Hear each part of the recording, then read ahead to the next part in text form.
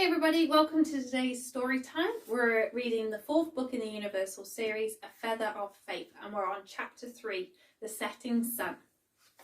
Jane soon pulled the car back into the driveway of Molly's house. Their attention was drawn to the man in a blue suit who was stepping out of the front door and shaking Ali's hand. "Have a great day," he chimed as he made his way to his car. Molly placed the box by her side and leant over the back seat. She began to dig around in her cardboard box. She suddenly pulled out a beautiful blue dress with subtle stripes down it. Ben and Jane were already making their way across to the house. Ben began to explain to Ali all that had happened at Nana Rose's house. Molly watched as Ali's eyes grew wide with surprise. She took a deep breath. "My faith is stronger than my fears," she whispered to herself as she pushed the sadness down that had been trying to creep out all day. Molly stepped out of the car and boldly walked across to where they were standing. "How did it go?" she asked pragmatically. Yes, all sorted," stuttered Ali. "They're going to put it on the market and send any paperwork that needs filling out to my house. It should be finalised in a couple of months," she explained. Molly sighed with disappointment. "So long," she muttered. Ali placed her hand on Molly's back. "These things take time, lovely," she reassured. Molly crinkled her nose at her. "Why should they? Why can't it be sorted today?" she asked with an irritated sigh. She felt herself begin to get frustrated by everyone's desire for change to be so slow. "Some of us don't mind change occurring at the speed of light," Molly snapped. But she quickly stopped herself. "I'm sorry, I didn't mean to get cross," she said apologetically. Ali chuckled. "I think it's okay for you to feel whatever you want to feel and wish whatever you want to wish," she stated simply. "I know you can pull a miracle out of the bag if you want to." Molly smiled as she felt a sense of calmness begin to return. "I just wish someone would walk up and ask to buy this house right now, and then we could get all the paperwork done today," she said with a sigh as she made her way inside. She climbed the stairs, walked into her bedroom and closed the door. It felt so different now. It was like she was standing in a stranger's house. She was just getting changed into her blue dress when there was a knock at the door. "Come in," Molly instructed. Ali pushed open the door. "Wow," she exclaimed. "Molly, you look so beautiful," she said admiringly. "You're just missing one thing, though." She stepped into Molly's room, placed her handbag on the floor and began to rummage through it. She pulled out her hairbrush and a sparkly clip. Molly stood as little taller as Ali brushed her hair and secured a clip in place. "There," said Ali. "Perfection. I was actually just coming to tell you that we're ready to head off if you are," she said, giving Molly a well-needed squeeze. Molly spun around on her heels. She felt like a diamond, like something precious and beautiful that had been created from immense pressure. "Totally ready," Molly responded with a smile. They both made their way down to the front door and then Ali handed the key to Molly. "I'll meet you in the car," said Ali. Molly glanced across and saw that Jane, Ben and Hugh were already waiting. Molly felt the familiar punch of fear in her stomach. She slid the key into the lock and heard it click. "Excuse me," said a voice behind her. Molly's feelings whipped back into their hiding place as she glanced over her shoulder to find a lady standing there. She didn't recognise her. "Are your mum and dad at home by any chance?" asked the lady. Molly paused. She wasn't sure what she was meant to say. No," she muttered. "They have died." "Oh!" cried the lady, who stopped in her tracks. She clearly had no idea if she could continue or not. Molly watched the lady shuffle uncomfortably and drop her eye contact. "I guess I'll have to get used to this reaction," she thought. Molly turned, stepped towards the lady and smiled. "I'm just sorting everything out before the house goes up for sale," she explained. What coincidence," replied the lady with a curious frown. "That's kind of what I was coming to talk about. I suppose it's you I need to talk to." "Do you want to buy it?" Molly asked confidently. Her directiveness took the lady a little by surprise. "Well, yes," answered the lady. "Actually, I do." Molly clapped her hands together. "Well," she said with a smile, "there's no time like the present to get a job done. If you like, we can head to the estate agents now and get all the paperwork done and signed." "Yes," replied the lady, "I'd like that very much. You're very confident for a little girl. How old are you?" asked the lady, still trying to process the events unfolding before her. "I may be young," answered Molly, "but I have lived a lot of life already, more than most," she added with a twinkle. "If you'd like to follow us, we can head off now." The lady glanced across at the car and saw that they were being eagerly watched. "Yes, that would be great," she stammered before walking back to her car and climbing in. Molly paused a moment and did a little dance. She swung her body from side to side and flapped her arms, but quickly stopped when it dawned on her that Ali, Ben, Jane and Hugh were all watching her and failing miserably to hide their giggles. Molly marched over to the car, opened the door and got in. "I might get someone to open doors for me, you know," Molly said arrogantly. Ben turned to look at her. "Multimillionaire or not, you still have to do chores and shovel poo at the ranch," he said, adding a harsh pinch of reality to the moment. Molly chuckled as she looked at Ali. Ali focused and tried to decipher what had just happened. "Where to next?" she asked slowly. "The estate agent, please," answered Molly with a grin. Jane spun around in her seat to look at Molly. "No way!" she exclaimed. Ali began to laugh as she tapped a number into her phone. Jane glanced across at Ali. "How does she? I mean, this isn't possible. It's just," stuttered Jane in disbelief. "Hello," said Ali into the phone, interrupting Jane's blabbering. "Hi, it's Ali," she continued. "I was just ringing ahead to say you'll need to be printing off that paperwork. We will be bringing a buyer in around 20 minutes. Yes, that's correct. No chain, ready to sign. Like I said, we'll be there in 20 minutes. Yes, again, that's correct. A buyer. Bye." Ali turned to Jane. "I don't think you're the only one who is shocked," she chuckled. Molly sat lost in thought as she took in the last memory that she would ever make of this house. "You can either react or respond to life," she whispered. "If you respond, opportunities will be knocking at your door," she added quietly. Ben silently smiled to himself as they made their way once more down the road. Ben, Hugh and Jane sat patiently in the car as they watched the estate agent buzz around and pull out pieces of paper from every direction.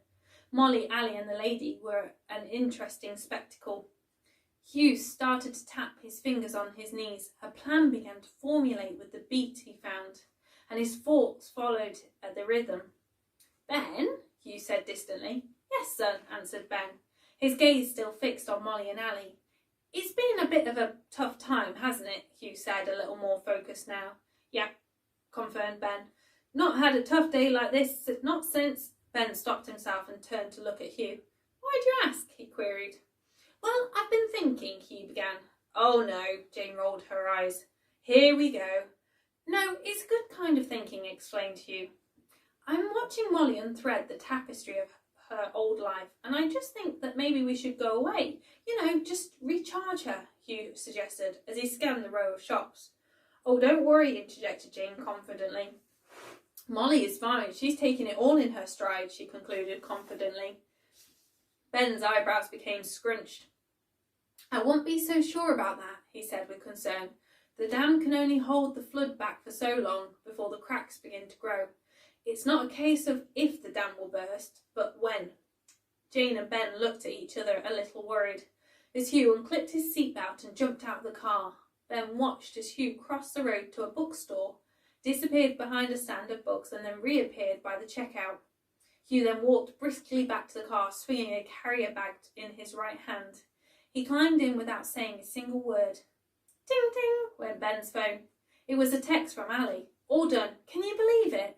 A. Kiss kiss." Ben looked back into the estate agents to see Ali and Molly standing up and shaking the agent's hand. He watched as they made their way out to the car. This time the exhaustion could no longer be hidden by Molly. She gently got in and closed her eyes as she was engulfed by the tiredness. A short while later, Molly awoke and looked sleepily around the car. She spotted Ali's front door. It was dusk outside, and she could see a welcome light shining out from the living room. She climbed wearily out of the car, but stopped for a moment. As her feet touched the pavement, her legs began to buckle beneath her. Molly took a deep breath in and waddled to the front door. She pushed it open and stepped inside. She was greeted by the sight of Ali and Ben on the sofa and Jane in the chair with a cup of tea. Ali stood up immediately. "Are you ready for dinner?" she asked gently, guiding an unsteady Molly to another chair. "No, I'm good, thank you," answered Molly. "I think I'm going to go and have a shower and wash off the day," as she attempted to stand back up. Her legs now felt like lead. What was happening? Before she knew it, Ben had scooped her onto his back and was carrying her upstairs. Ali followed. Maybe a bath might be better, Ali said. She headed to the bathroom and began to run a nice hot bath while Molly got undressed. Ben silently made his way across to Hugh's bedroom door. He peered through the tiny crack and saw Hugh on his bed, surrounded by magazines and an open map. Ben slowly opened the door, trying not to let it creak, but to no avail. Hugh sat with his arms across his chest and staring straight at Ben. "Are you sneaking up on me?" he asked jokingly. "Me?" answered Ben with a mock surprise. "Of course not," he added playfully, wafting his hand dismissively in front of him. Ben looked across at the wall. "So this is the original Diary of Dreams?" he asked with open admiration. Hugh leapt to his feet and jumped onto his bed. "Yep, this is where it all began," he replied. "Yet now, when I look at it, it seems like such a small, achievable dream. But when I first made it, I thought none of this would ever happen," Hugh said, shaking his head. "You can be, do and have anything you want," responded Ben wisely. "As long as you're prepared to take the journey and its tests," he said to himself as he remembered the words of his grandpa. Hugh plonked himself down onto the bed. "What do you mean?" he asked with a puzzled look. Ben took in a deep breath. "Many of us have dreams," he began, "yet the majority of people lose the courage needed to follow them, and this can happen before they have even started. It's not because they don't want them, because, if anything, they want them so bad. It's because of the test that the journey holds for them," Ben said as he lowered himself down next to Hugh. "The tests aren't there to prevent us from succeeding," Ben continued.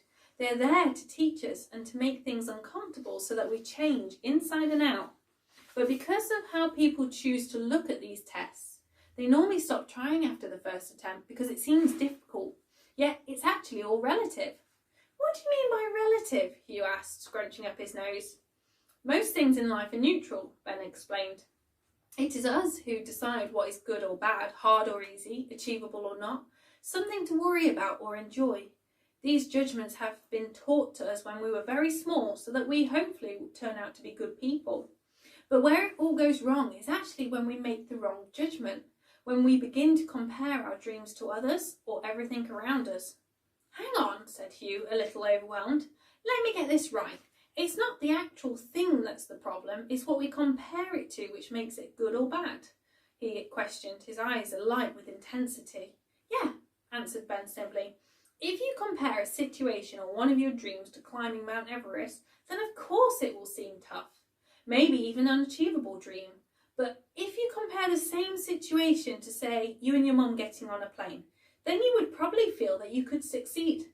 It's not what you dream or how big you dream. It's what you compare that dream to that makes it achievable or unachievable." Hugh's gaze drifted to his map that lay on the floor. "What about the tests?" he asked. "Do we always have the tests?" Ben smiled gently. "Always," he confirmed. "That's a guarantee. Most of us don't find it easy to let go or change, so life helps us out by making things uncomfortable. This is then forces us to move past our fear and have faith that we can go through the change to find comfort once more, but maybe in a different place." Hugh rested his chin on his hands as he looked up at his dream wall. "Yes," he pondered. "There were many opportunities to give up when we met you, many times that we had to do things even though they were really scary. But it was always worth it," Hugh muttered. Ben leant back and let his head rest against the wall. "Well, each test depends on which season of your dream you were in," he stated. "Each season has a different purpose." Hugh laid back and swung his legs across Ben's. "Now you've definitely lost me," he exclaimed with a shake of his head. Ben smiled wisely. "Think of it like this," he said. "Winter is a time to reevaluate and check that everything is going in the right direction. Spring is a time to add something new to the dream or make it bigger. Summer is all about protecting your idea and dreams from those who may want to prevent them coming true. And autumn is the time to receive or bring a dream to completion." Hugh became lost in thought. His toes wiggled with excitement. "So," inquired Ben, "are you going to let me in on your plan?" he asked as he gestured to the map on the floor with his eyes. "What plan?" asked Hugh cheekily. "I don't have a plan."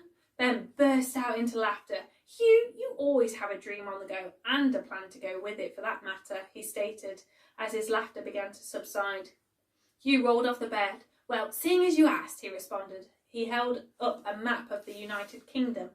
Ben leant forward to get a closer look. He saw arrows and post-it notes by the side. Is this another road map? He asked. I guess. I just think there are some magical places I'd like to see before we go back to the ranch, explained Hugh. And I think it would be good for Molly too, he added. The bedroom door suddenly creaked again. This time, Ali's head appeared around the frame. Her eyes shot immediately across to Hugh, who was still holding the map. Oh, no, you don't, she said sternly, instantly regretting what she had said at the airport. We have enough on our plate without one of your dream maps, she stated. Absolutely out of the question. Forget it, I ever asked. Ali's hard look shot from Hugh to Ben in order to put a full stop on any more planning. Just then, a sleepy Molly appeared by Ali's side, rubbing her eyes. What dream map? She asked casually. Nothing, love, she said. Let's get you to bed, she said, steering Molly back out of the door. She glanced back over her shoulder at Hugh and Ben to make sure they both understood her message. Hugh watched them leave and then promptly picked up his pen. He continued to add the finishing touches to his map. What Mum really meant was, let's talk about it in the morning, Hugh said with a cheeky smile as he folded the map back up. Ben grinned as he lifted himself off the bed. You know her best, he said, but I do think it's time for bed. It's been a long day for us all. He made his way out of the door as Hugh took his pyjamas into the bathroom. Ben slowly made his way down the stairs. Each step revealed the weight of the day and the heaviness he was feeling. He heard Jane clearing away in the kitchen. Right, she said. I'm heading off. I'm ready for a hot bath myself. Thank you for all your help today, Jane, Ben said, giving her a hug. Well, I think we should all take a note of how Molly's been today, said Jane, and practice some of her tricks ourselves, she added with a smile before making her way to the front door. Ben leant heavily against the kitchen worktop. As he scanned the kitchen, he tried to glimpse into Ali's past. He was still trying to add little bits of detail to the parts of the story that were yet untold. Ali suddenly appeared in the kitchen doorway, snapping Ben out of his thoughts. He smiled wearily. We made it through the day, he said with an exhausted but accomplished sigh. Ali moved across and wrapped her arms around Ben's waist. She rested her head on his chest and their breathing became synchronized, almost automatically. She let her eyes close and she listened intently to his heartbeat. She felt his fingers gently run down her back as he held onto her tightly. He knew it wasn't just Molly who was grieving.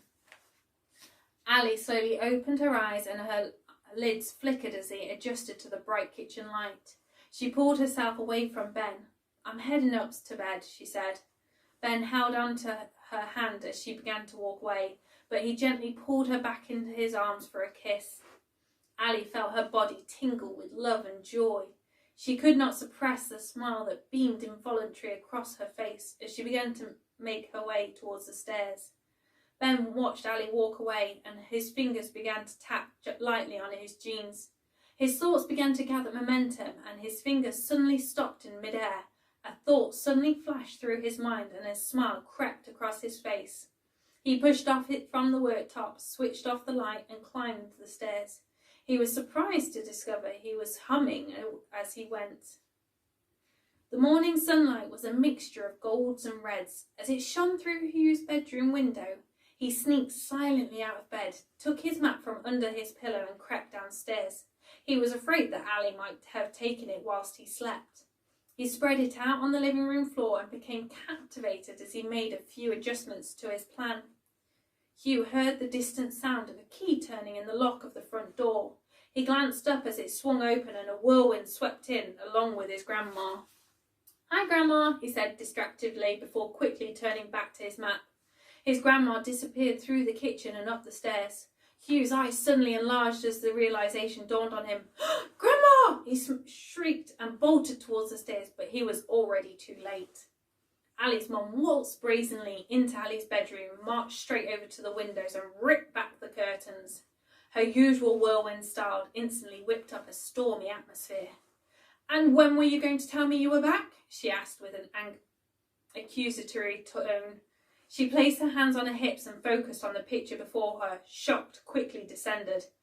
Grandma, wait, don't go into Mum's room, cried Hugh breathlessly as he ran up the stairs. But again, he was too late. Ben slowly rolled over and coughed to try and clear his thoughts. "Ma'am," he said, nodding his head in acknowledgement. He tried to hide the fact that he was frantically nudging Ali with his elbow under the duvet. "What?" asked Ali croakily, as she yawned and stretched, but she suddenly sat bolt upright in bed at the sight of their guest. "Mum?" she said slowly. Ali's mum stood in the morning light. Her face was illuminated by the glow, and it moulded into many expressions. Her jaw moved up and down, yet no words could find their way out. "I think I will go down and put the kettle on," she muttered awkwardly, but she continued to stare intensely at Ben. She moved robotically around the bed, and Hugh, who was bent over trying to catch his breath. "Sorry, Mum, I tried to warn her," he gasped. Ali flopped back down and stuffed a pillow over her head. She let out a low groan. Ben and Hugh began to chuckle as Ali felt the bed shake. "It's not funny," she said in a muffled pillow voice. But this caused Ben and Hugh to descend into even bigger belly-roaring laughs. Ali playfully threw the pillow at Ben. Hugh shuffled down on the bed so that he was lying down, looking up at the ceiling. "I wonder what my test will be," he asked rhetorically. Ben patted him before climbing out of the bed and getting dressed. "I best go and rescue your mum," he said. "It's gone a bit too quiet down there for my liking." Hugh suddenly sat bolt upright. "My map!" he cried and thrusted himself off the bed. "I don't want Mum to see it, not yet anyway," he said as he darted in front of Ben. They both made their way downstairs and entered the kitchen. They were greeted by an invisible wall of tension, a cobra ready to strike. Ali and her mum were sitting opposite each other at the kitchen table. They were staring unblinking at each other, each waiting for the other to speak first. Hugh slithered past them and entered the living room to quickly retrieve his map. Ben gently coughed to try and break the spell that seemed to have been cast over Ali and her mum. He was also keen to override the growing feeling of fear that seemed to be stirring inside. "Morning, ma'am," he ventured kindly. "You must be Ali's mum. Hi, I'm Ben," he said, and took an invisible step towards the table. He held out his hand and offered a white flag, but he wasn't quite sure which way these two bulls were going to charge. Ali's mum didn't move. She just shifted her stern gaze to Ben and then back to Ali. "Oh, come on, Mum," said Ali as she rolled her eyes. "Give it a rest. I'm more than old enough now to choose a man for myself. I thought you would be pleased that I'm no longer spending my mornings in heaps of tears on the kitchen floor," she said. She pushed her chair back from the kitchen table and stood up.